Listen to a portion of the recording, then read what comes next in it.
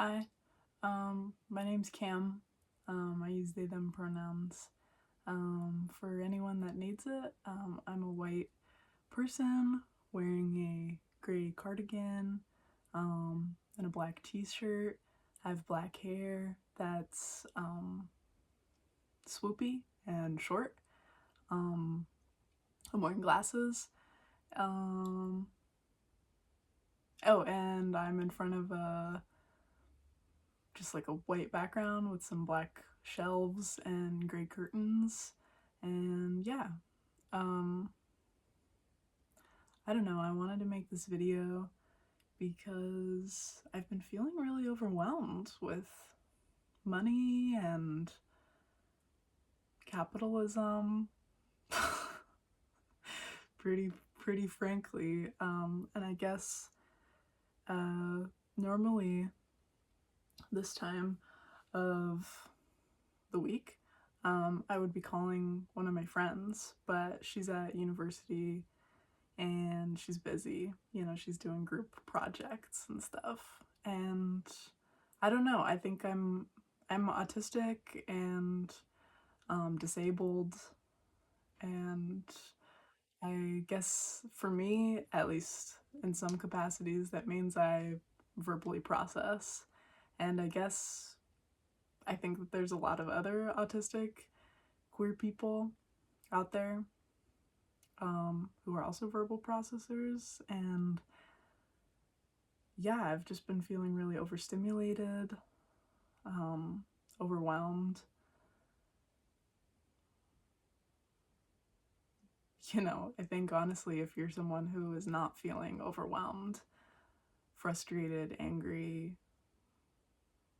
like like your capacity is being challenged right now, I'm a little concerned because believe it or not, there's a lot of things really wrong in our world, and they're all interconnected and they're all trying to kill us at the same time. So that's that. This is also not, believe it or not, it's not a stim toy, it's a fountain pen. I don't know. I've been playing with it, but so that's also gonna be in the background. Um, yeah, I guess what's been on my mind the past few days has been money, but specifically in terms of credit cards, housing, car stuff.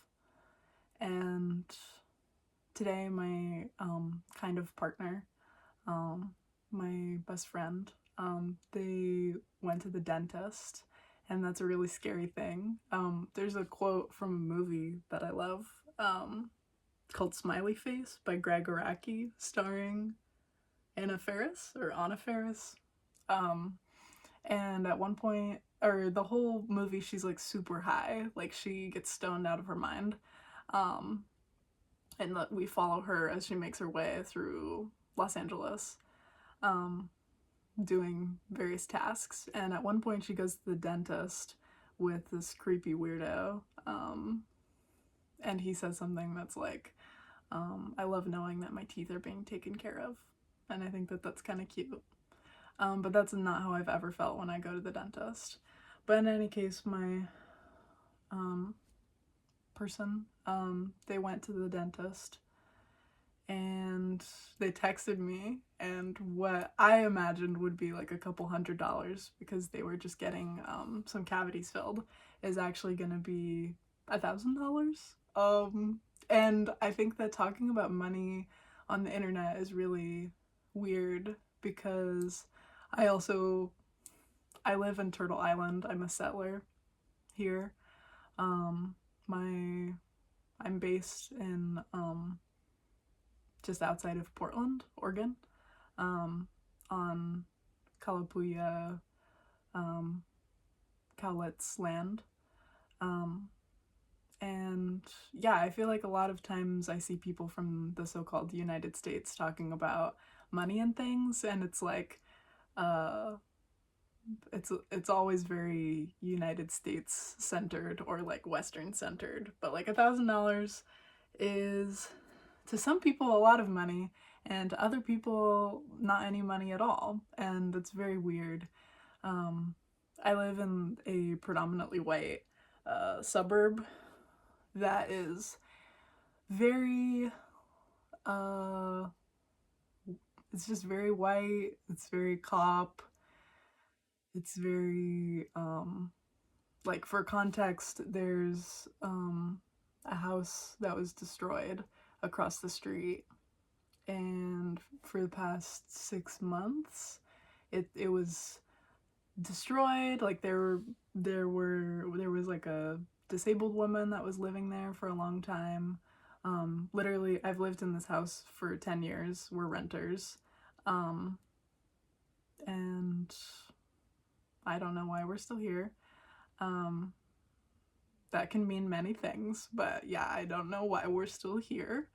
Um, and yeah, for some reason, she was forced to leave, and they've been building this house for the past 6 months. And every single day when I sit on the porch and I do my morning medicine treatment on the porch, um, there's like a lot of Latino men who work on like building the house. They were demolishing the house. Now they're actually finally like using wood. I don't know what to call that stage in house building, but they're like building the house now. And like every single fucking day, there's someone driving by and they like roll down their windows. It's like an old white person, man, woman. So a lot of times it's young white people too. Occasionally it's like an East Asian person. It's just a lot of um, people who think that they need to, be the neighborhood watch, and they like roll down their windows, slow down their car, look at all these men just working, playing music or speaking Spanish or doing whatever, and they're like, oh, I guess there's no illegals here, and then they drive by. And it's kind of crazy. But yeah, that's just the culture of where I live. But I imagine to my neighbors who yesterday or the day before, there was a windstorm. It was like the trees were shaking, my cats were freaking out, and some leaves blew on the lawn. Maybe there were a couple twigs, some branches, and already today and yesterday I hear neighbors with, they hired probably also Latino workers to come and just blow leaves around in their yard. It's just really wild behavior. But in any case, yeah, I've been feeling really stressed out about money, and it's just so absurd because what's the point? You know, I don't really think, like, we're looking for housing to live somewhere else. Everywhere is expensive. And by expensive, I mean like we're two people and our budget is, for reference, like max $600.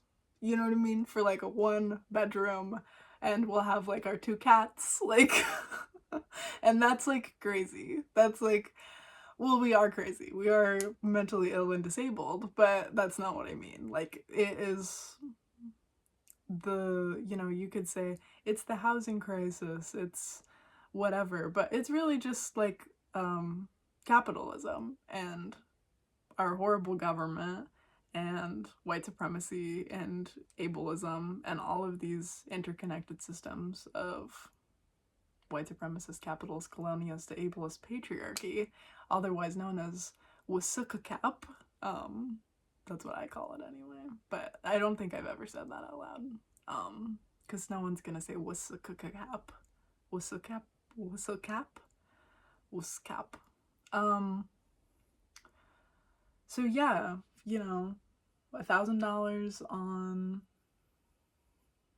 filling holes in teeth. There's like nowhere that I've found that, is like a queer centered I mean, there's nowhere that's QT BIPOC centered. Everyone's like QT BIPOC preferred, but there's no place that I have found that is actually for global majority queer and trans people.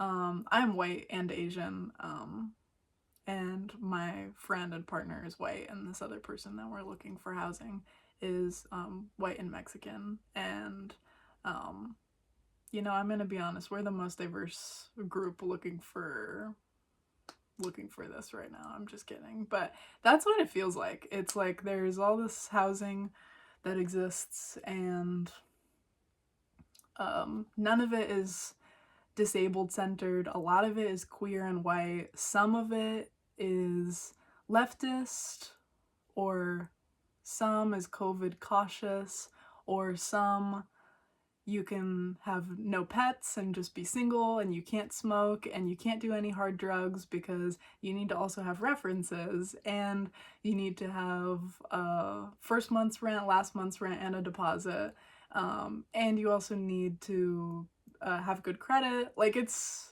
just a cascade of things. And at the same time, I am extremely privileged that I am a disabled person who cannot work a job, who lives at home with my parent, who, yes, he is also living paycheck to paycheck and experiencing the chronic illness of living in poverty,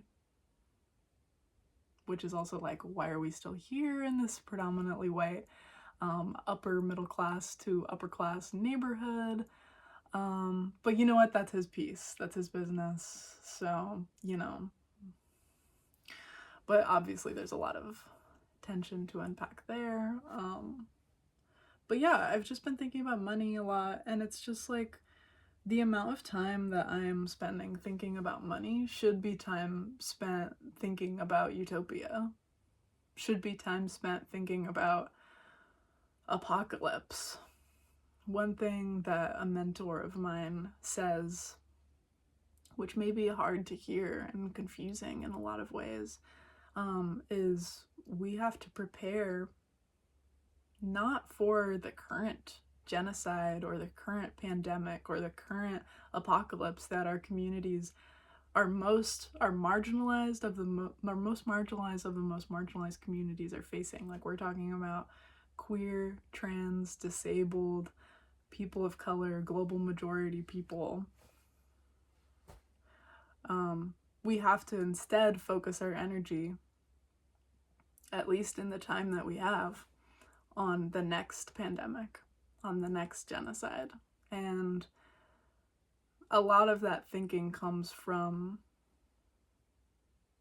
their work as a organizer, specifically in genocide spaces, as someone who has worked on the ground in Gaza, in working with refugees from Congo, Sudan, Palestine, Philistine, and like just acknowledging that we, no matter how people say like we need to escalate, we need to train, we need to figure out like how to shoot guns, how to like do mixed martial arts and hand-to-hand combat, like we need to figure out how to shut down government buildings. Like, this is all true, and at the same time, that thinking of we need to prepare for the next big thing comes from a very real understanding that we do not even know how to hold capacity for what we are currently witnessing and experiencing and going through as a community. And so, yeah, I think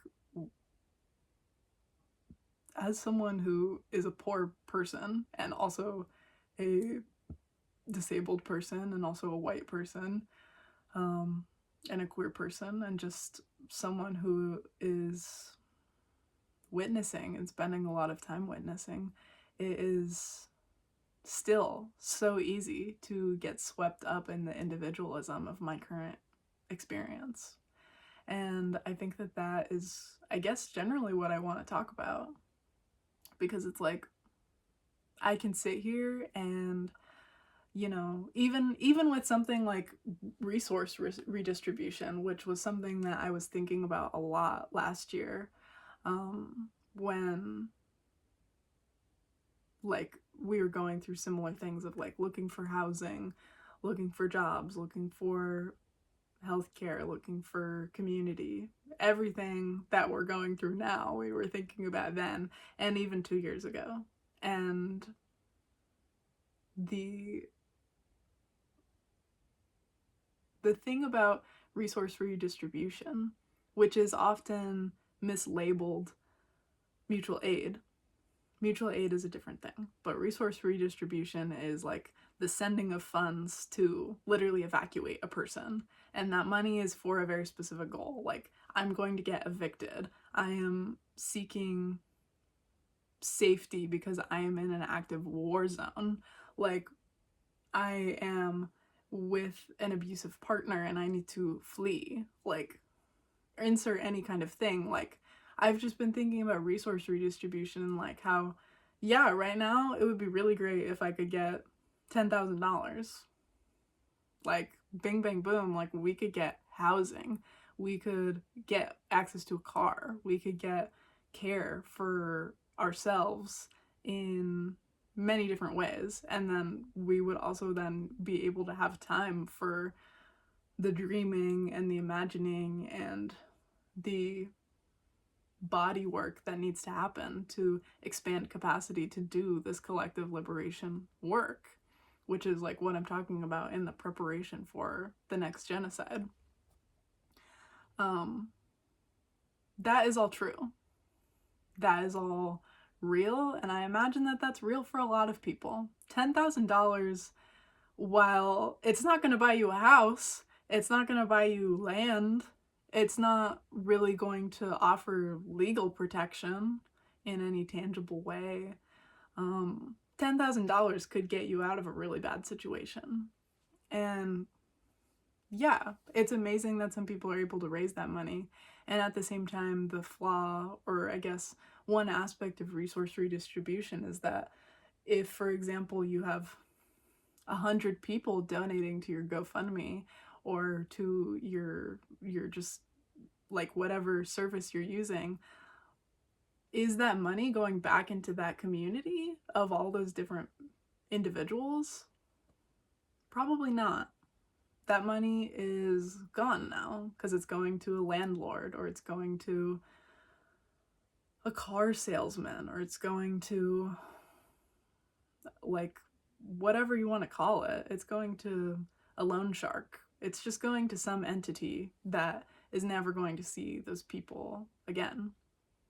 So, yeah, I guess within that, it does feel kind of, well, a lot of our life is desolate right now.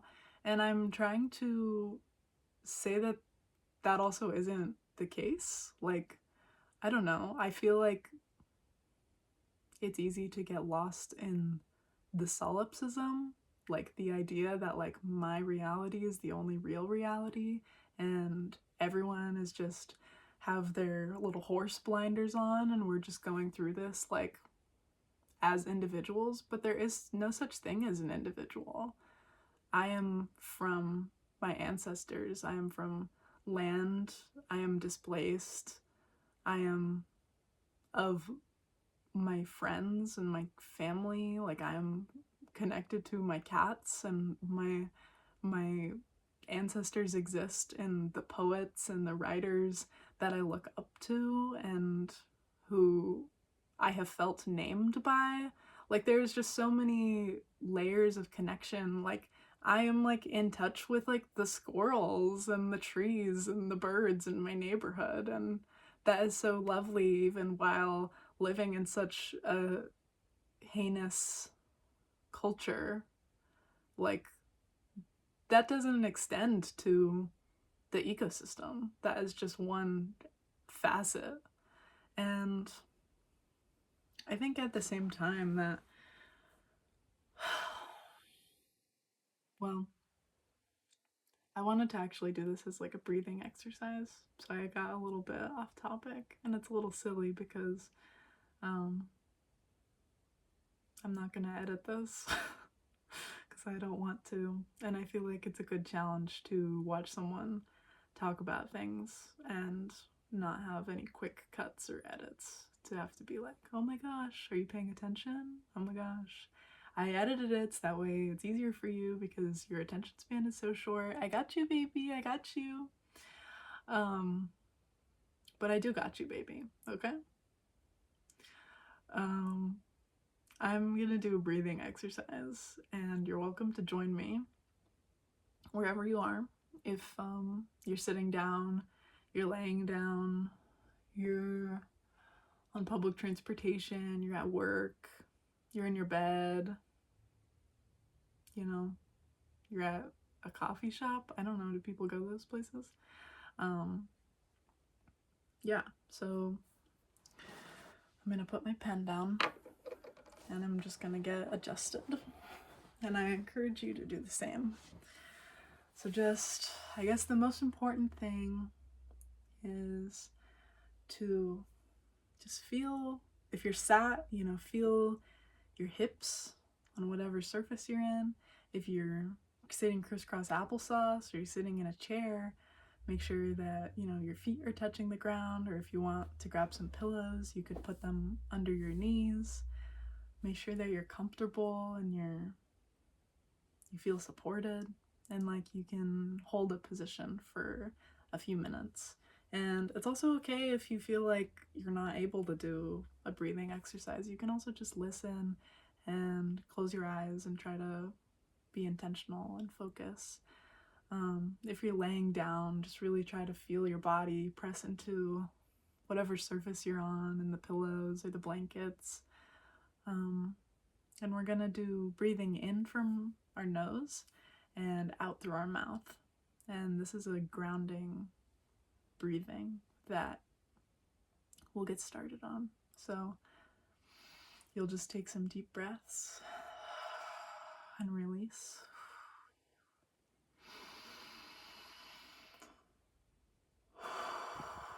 Feel free to take some exaggerated breaths in the beginning.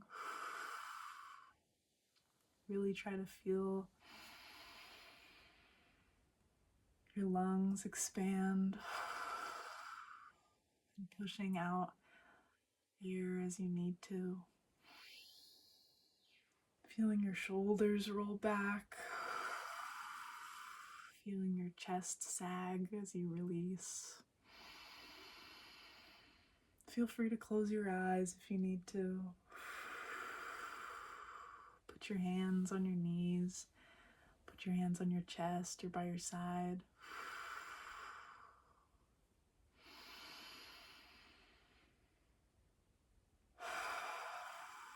Feel your body really inflate with air. Let the breath rise up into your head. And then when you exhale, you'll feel it deep in your stomach even. There should be a kind of pull through your body, a rod that goes through your central spine and through your hips and even down your legs or your arms. And it's grounding you to where you are.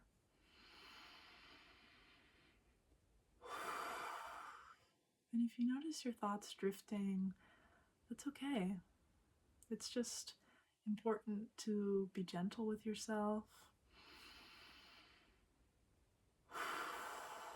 and have gratitude. You're taking this moment to center, to be in your body. And it's a very dangerous thing to all of these systems that harm us.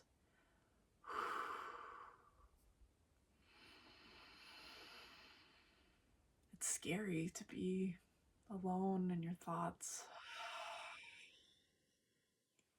to feel the connectedness of our lungs with the pericardium, which is the kind of envelope that envelops our heart and our lungs and keeps our breath tied to the pulse of our blood and our entire organism that is us.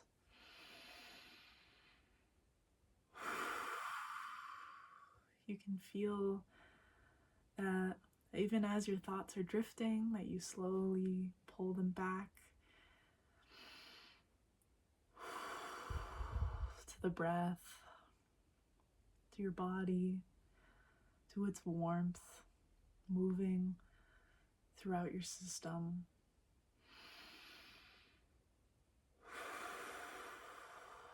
It's okay to roll your neck if it feels tense, or to bring attention to other parts of your body that may feel tense.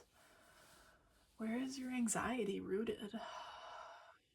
Where is tension being held?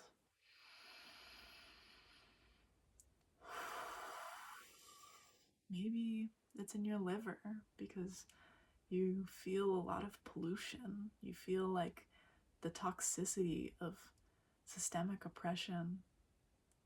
You feel the toxicity of the air.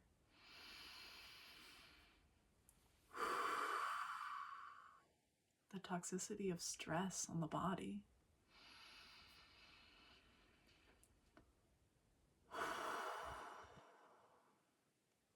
Our body remembers a time before there was microplastic in the water, before there was smog in the air.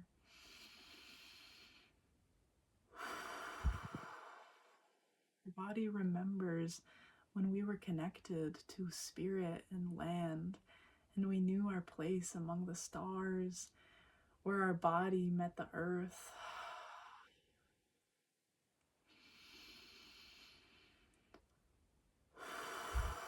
It can be emotional to remember, to feel your breath within you, not just as one of the hundreds of thousands of breaths, or not just a heartbeat of one of millions in a single day.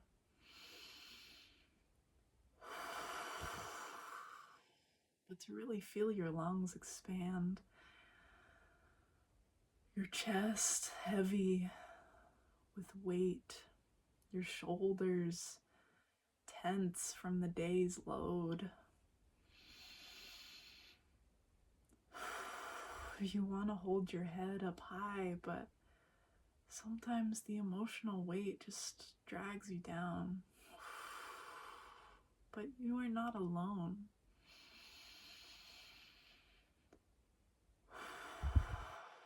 Our breaths remind us of that.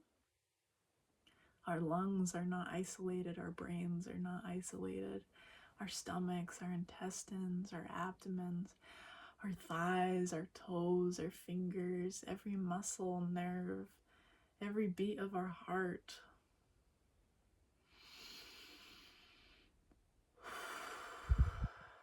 Every ounce of our weight, every facet of our spirit is holding so much, especially as oppressed people, as marginalized people, as people severed from our cultures, severed from our sense of belonging. In some small moment, we can hold that through our breath.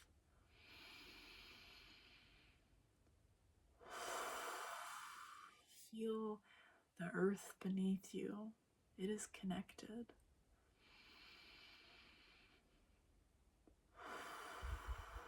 We have energy that we can pass on to one another as well as to ourselves.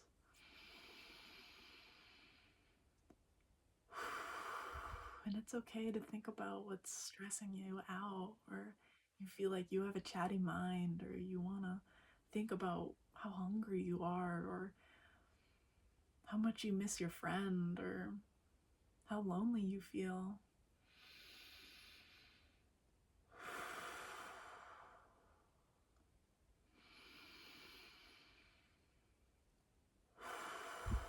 If you need to, you can also place a hand on your chest, and you can gently rub over where your heart is. Feel your sternum as it expands and grows. as it releases and lets go.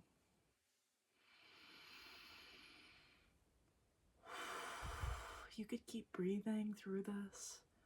You could keep rubbing. You can hold yourself. You can cry if you need to. You can laugh.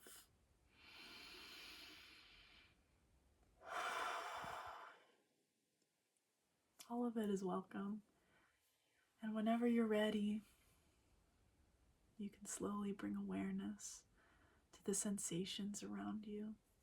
If there's a clock or a vent or some kind of sound in the distance, maybe there's birds chirping. Maybe there's people talking in another room, or there's some tea boiling on the stove.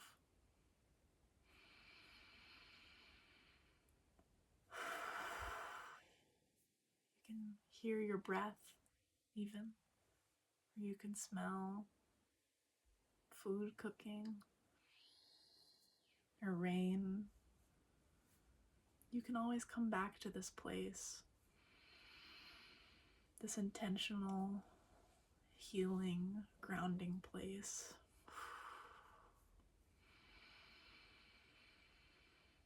And you can bring other intention to it too. It's welcome to come back to. But for now, whenever you're ready, you can take your hand off your chest. You can roll your shoulders back. Maybe move around, stretch if you need to. Move your arms or your legs. You can take shallower breaths as you prepare to come back into the space. And when you're ready, you can open your eyes. And I hope that that was meaningful for you. I would be really interested to know if you had any thoughts, or whether it was difficult for you, or if you've ever done something like that, or if you'd like to try it again. I'm not sure if I'll post other videos like this because I'm not sure if it's helpful. I guess it's helpful for me to be able to say, this is stressing me out. Let's feel it. I'd be interested to know also if maybe this is a practice that you could take with you. You know, if you feel a sudden well of anxiety, or you feel a little lost with what to do because your body feels so dysregulated, or you feel numb, or you feel like the only way to cope is by scrolling or, you know, hitting that fucking vape. But even if I can't be here for you, I hope that you can be here for yourself. I think that anyone who watches this is a lovely person, and it's amazing if you sat through the whole thing.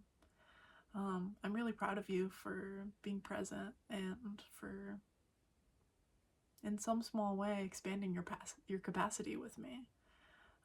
That's brilliant, and I hope that more spaces and people are able to build this capacity with us as we try to survive our current world while also building the next one. And I don't know if you like anything that I had to say. I'm gonna start a Neo-Cities soon. Or maybe I'll just start a Substack. Or maybe I'll start something else. But I'm gonna start something soon. And yeah, so feel free to tune in. And if you'd like to follow my letterboxd, I'll link it below. But also please know, I'm a very hateful person, and my judgments don't mean anything. So if you have different opinions than I do, then that's okay. And I would hope that, well, you know what? I'm not gonna say anything about that. Free Palestine.